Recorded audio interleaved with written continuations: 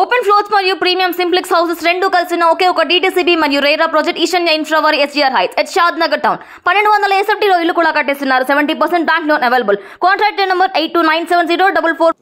కానీ నాకు వన్స్ నేను క్యారవాన్కి వచ్చి బయటకు వచ్చానంటే డైరెక్టర్ల దగ్గర కూర్చుంటాను. ఇంకా నవ్వించుకుంటా వాళ్ళతో మాట్లాడుకుంటూ అల్లా సోది ఇల్లి సోది ఇంకా ఎలాగ మరి బాగా క్లోజ్ ఎవరు లేరంటే ఇంకా బిచ్చింగ్ స్టార్ట్ అయిపోద్ది. అల్లాడి ఏంటి ఏంటి అది ఎలాగ అయిపోయిందంటే ఇది ఎలాగ అయిపోయిందంట అంతే అయిపోయింది. షూటింగ్ తర్వాత మళ్ళీ దానికోసం మళ్ళీ గొడవ ఉండదు. మళ్ళీ ఆయన ఫోన్ చేసి నేను ఇలాగ అన్నావు అది ఎలాగ కాదు ఎలాగ అయ్యిందంట ఇది మళ్ళీ ఉండదు. ఆ టైంకి అలా మాట్లాడేసుకోవడం అంతే.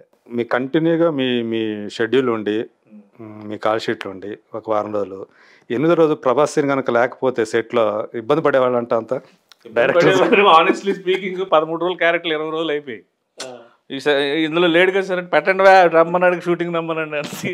ఇట్లాగే నాకు హరిశంకర్ గారు అయితే అసలు గబ్బర్ సింగ్ అంతా నాకు అన్ని డేట్స్ లేవు. ఓకే ఆయన కావాలని పెట్టేవారు. పైగా ఒక ఇంప్రెషన్ నా మీద వాళ్ళ దయ అనుకోవాలి నాకు. అంటే బాగా హరీష్ శంకర్ని బాగా మీరు ఎంటర్టైన్ చేసేవాళ్ళు అనమాట మీ కబుర్లతోటి. పెట్టి వాళ్ళు స్ట్రెస్లో ఉంటారు సార్. డైరెక్టర్స్ అంటే మనం అనుకుంటాం కానీ పేరు వచ్చిన తర్వాత మనం ఓకే, పేరు రాకుండా కష్టపడే వాళ్ళని రోజు చూస్తాను.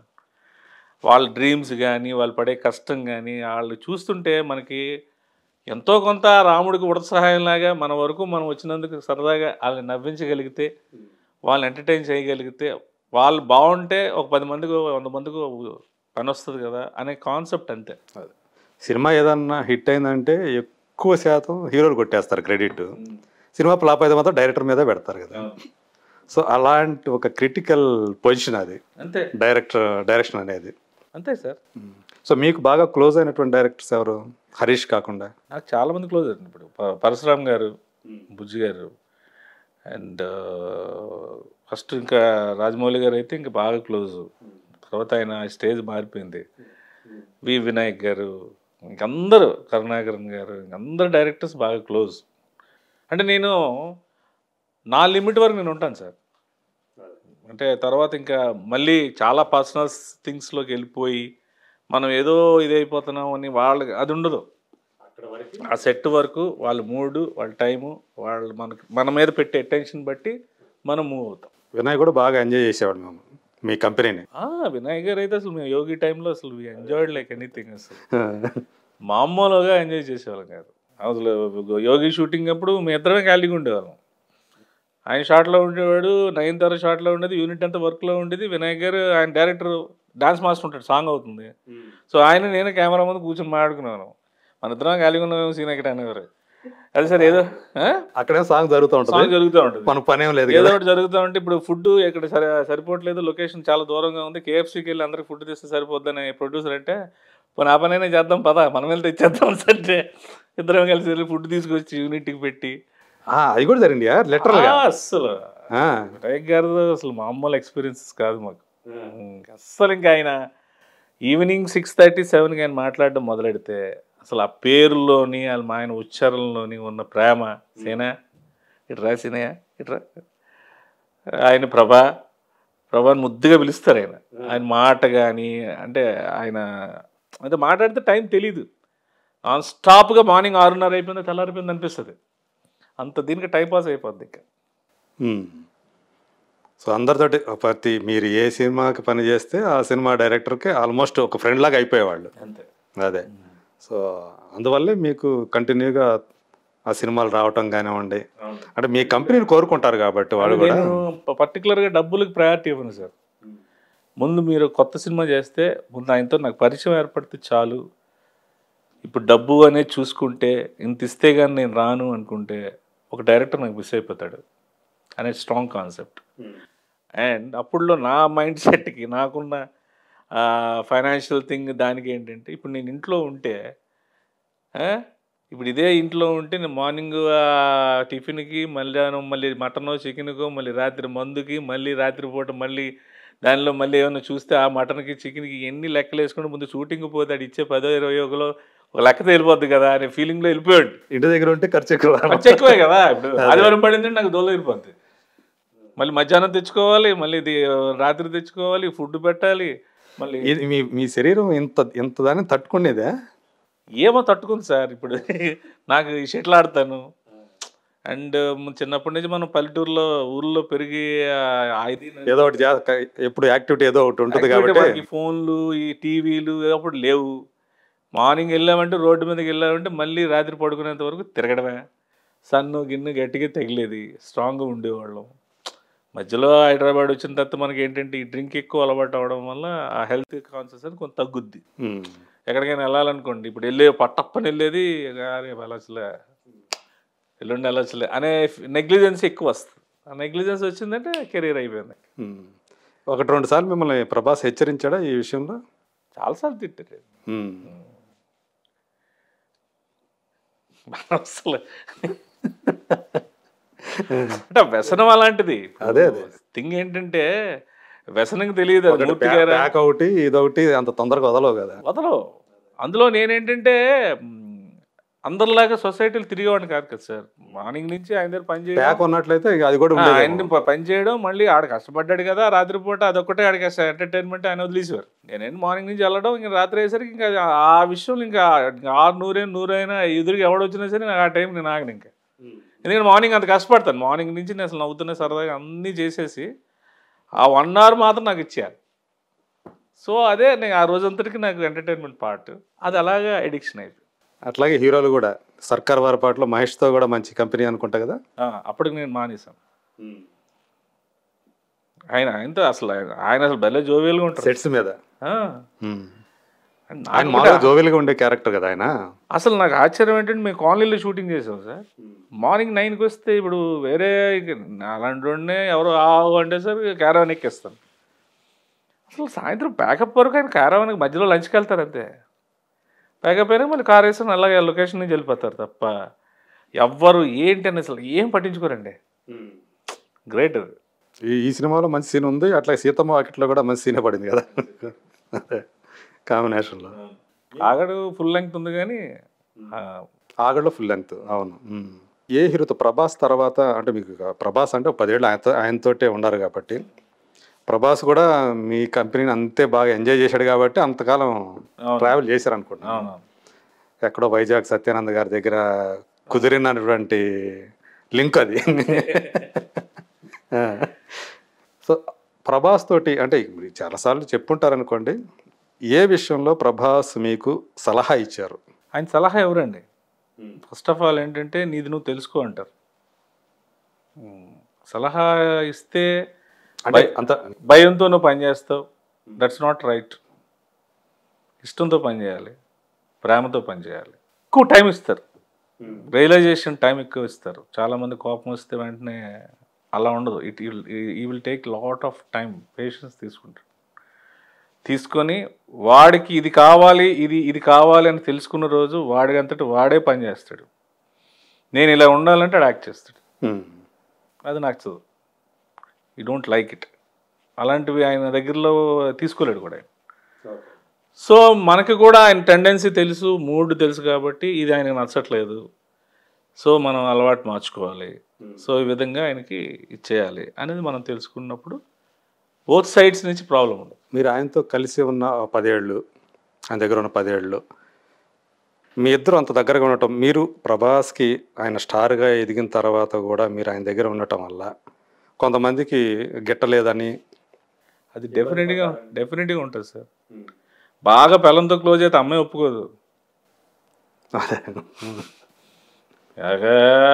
ఎంత పెంచాను ఆడికి, ఇన్ని చేసాను వచ్చింది అర్థం, ఇంకా ఆడి ఇష్టం, ఆడు తల్లినే మర్చిపోయాడు, ఆడి కేటికి పుత్తడే గుర్తులేదు, అది లేదు ఇది అంటాం. ఇది కామన్ థింగ్ సార్. అవి నేను పట్టించుకునే స్టేజ్ నాది కాదు అసలు. ఆయన అసలు అంటే ఎప్పుడైనా ఎవరైనా చెప్పుడు మాటలు విని కానీ ఇంకో రకంగా కానీ మీ మీద ప్రభాస్ కోపడ్డ సందర్భం? అది నాకైతే తెలియదు, మీకు తెలిస్తే నాకు తెలియదు, కానీ నాకు ఎప్పుడు అలా లేదు. అంటే చెప్పేవాడు ఉంటారు కదా. ఉంటారు, డెఫినెట్గా ఉంటారు, వినాలి కదా మనం ఫస్ట్. మీ దృష్టికి అయితే ఎప్పుడు రాలేదు? నాకు అలాగే మాకు ఎప్పుడు లేదు. మాది ఫెయిర్ రిలేషన్ అండి, నథింగ్ కాంట్రాక్ట్ బేస్డ్. ఇక్కడ ఏంటంటే ఇది ఇలా ఉంటే ఇలా ఉండాలి, ఇలా ఉంటే ఇలా ఉండాలి అనేది కాదు.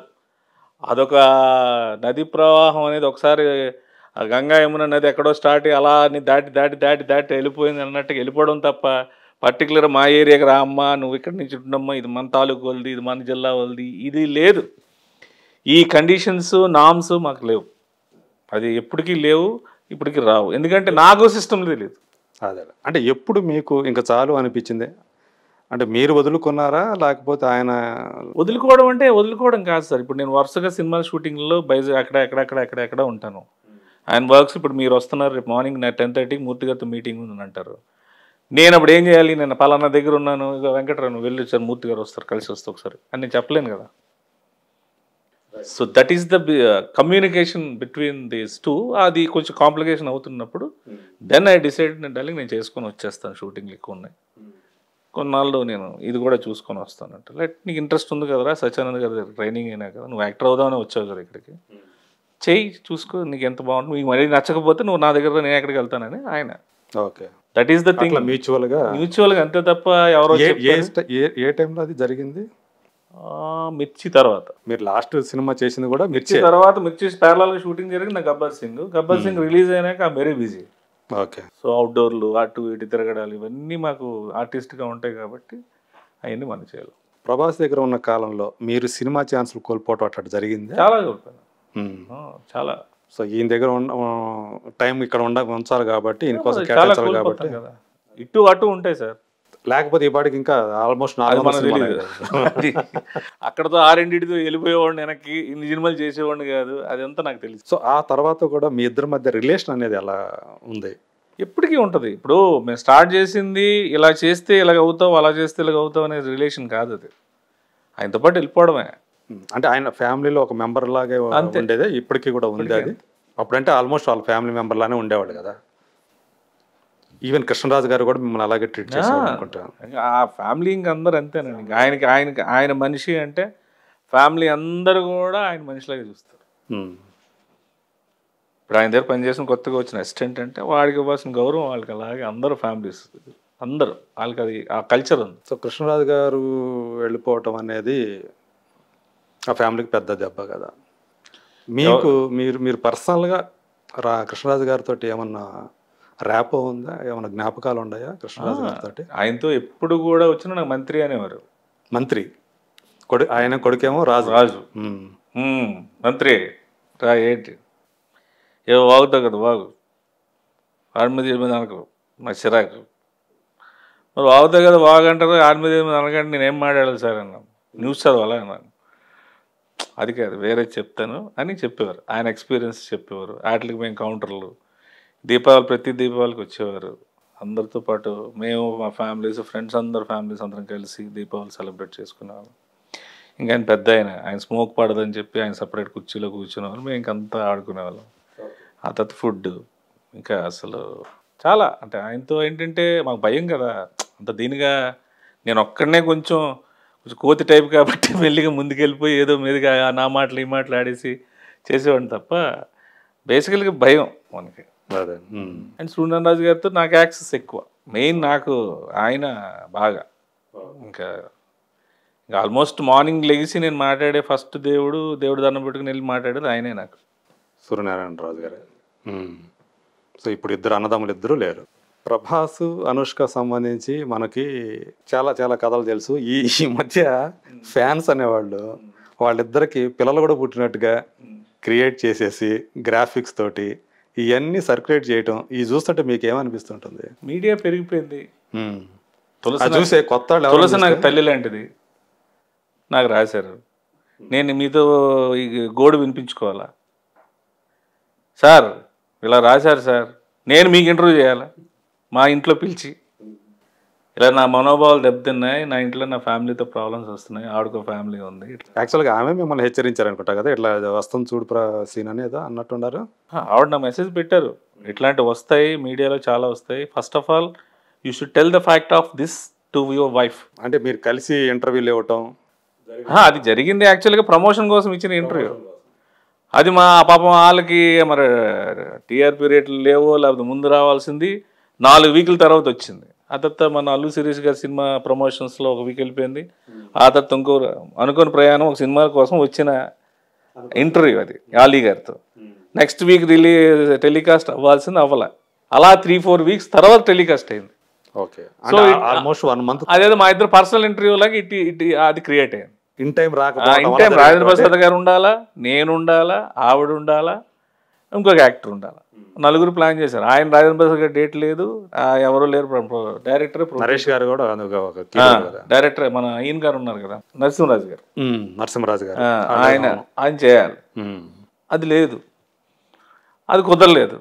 సరే నా దగ్గరికి వచ్చేసరికి ఇంకా అలీ గారు చెప్పి పాపం ప్రొడ్యూసరు ప్రమోట్ చేయాలి కదా సినిమాకి, తులసి నువ్వేనా రండి మాట్లాడండి సినిమా గురించి, ప్రమోట్ అవుతుంది.